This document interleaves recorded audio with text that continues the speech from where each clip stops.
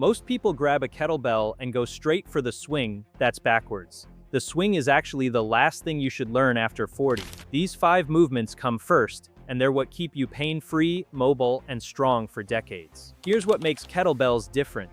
The weight sits away from the handle. That off-center load forces your core and stabilizers to fight for control on every single rep. Dumbbells don't do this. This one design feature is why kettlebells build real-world strength that dumbbells and barbells can't match.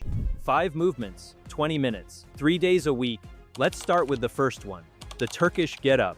You've probably seen someone at the gym lying on the floor, pressing a kettlebell straight up, and slowly standing all the way up with it, and wondered how something that slow and awkward looking could actually be useful. Well, this movement is actually one of the most effective things you can do after 40 because it trains your shoulders, your core, and your balance all at once instead of working them one at a time like most exercises do. If your shoulders feel unstable overhead or you struggle getting up off the floor without using your hands, this is exactly the exercise you need.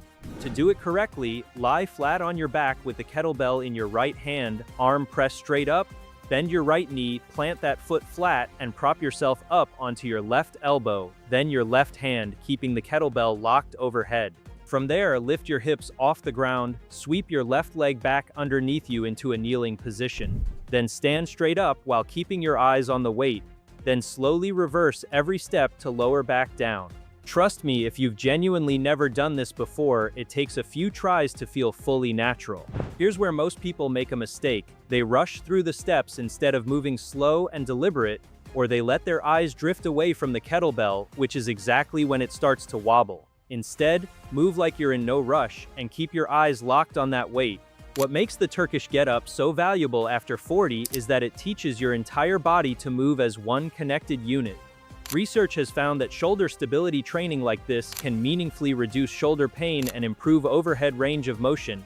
I'm pretty sure you're going to be looking forward to the 5th exercise because it's one that fixes a kind of stiffness that quietly builds up for years without you ever noticing. But more on that coming up. Ever notice how getting up off a low couch or chair takes a little more effort than it used to? That's your legs losing a pattern they used to do automatically. Which brings us to the 2nd exercise, the goblet squat.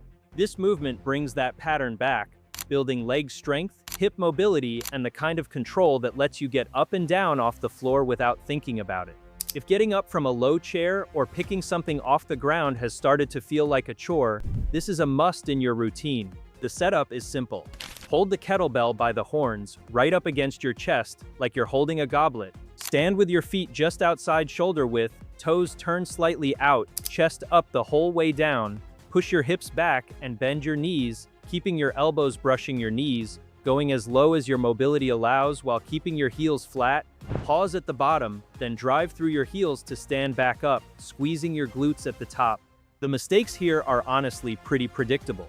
They let their knees cave inward, which stresses the joint instead of the muscle, or they let their heels lift, shifting the weight onto their toes.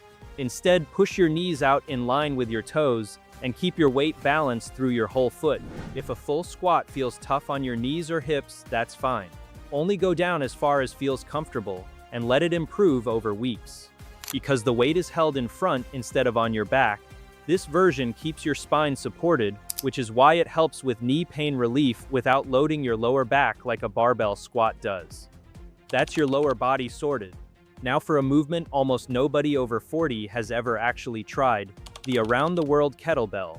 If your core feels strong in the gym but seems to go missing the moment you twist to grab something, reach behind you, or catch your balance off to the side, this is exactly the gap it's built to close.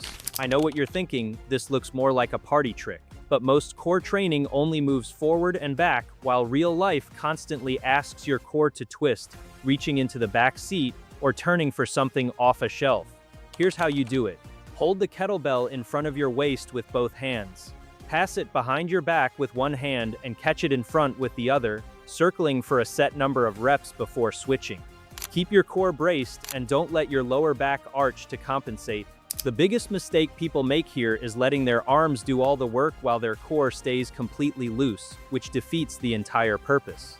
Instead, keep your stomach tight and let your core drive the movement. This builds real core stability that protects your lower back during everyday twisting and studies have found rotational core training can reduce lower back pain.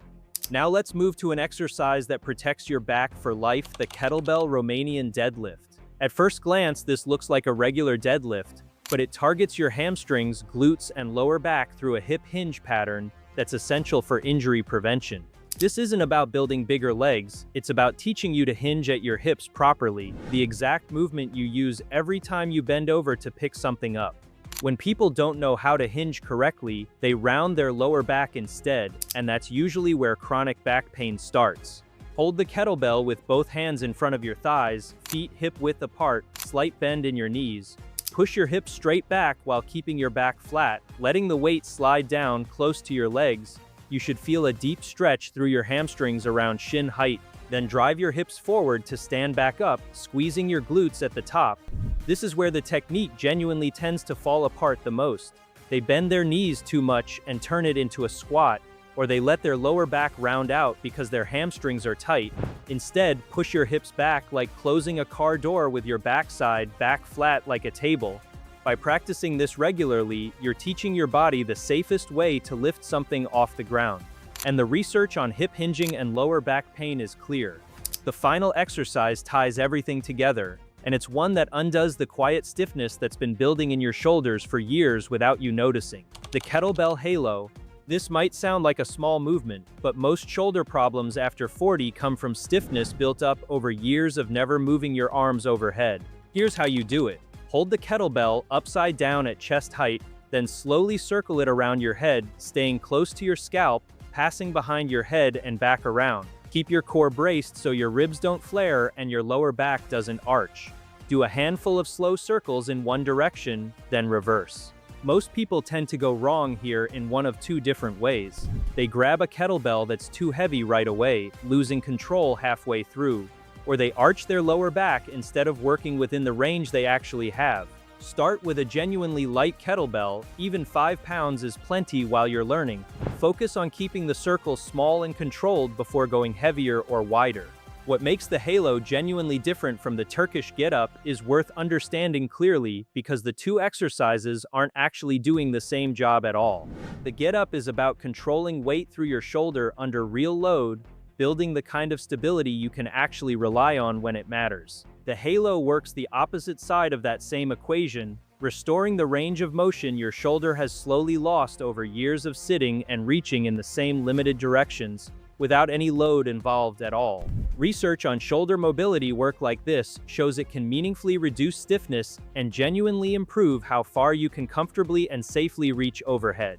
Give it consistent practice and everyday movement like reaching for something on a high shelf or grabbing a bag from the back seat of a car stops being something your shoulder has to fight for. That's the quiet stiffness this movement is built to undo. Now let's put it all together. Here's your simple routine, done 2 to 3 times a week. Perform the Turkish get-up for 3 to 5 slow reps per side, the goblet squat for 3 sets of 10 to 12 reps, the around the world for 20 to 30 seconds per direction, the kettlebell Romanian deadlift for 3 sets of 8 to 10 reps, and the kettlebell halo for 5 to 6 circles in each direction. Rest 60 to 90 seconds between each set. The entire routine only takes about 20 minutes, and it covers your shoulders, hips, spine, core, and knees in one sitting. Done consistently, you'll start to feel stronger, move more freely, and notice stiffness that's been building for years slowly starting to fade. Your posture improves, your joints feel looser, and everyday tasks that once felt like a struggle start to feel normal again. The key is just showing up, even on the days you only have 20 minutes. Consistency beats intensity every single time. These 5 movements don't require you to already be in shape to start. They meet you exactly where you are right now. Pick up a kettlebell, start with what you can manage today, and let the results build from there. Share this video with someone over 40 who still thinks kettlebells are just for swings, and get started on these 5 movements today.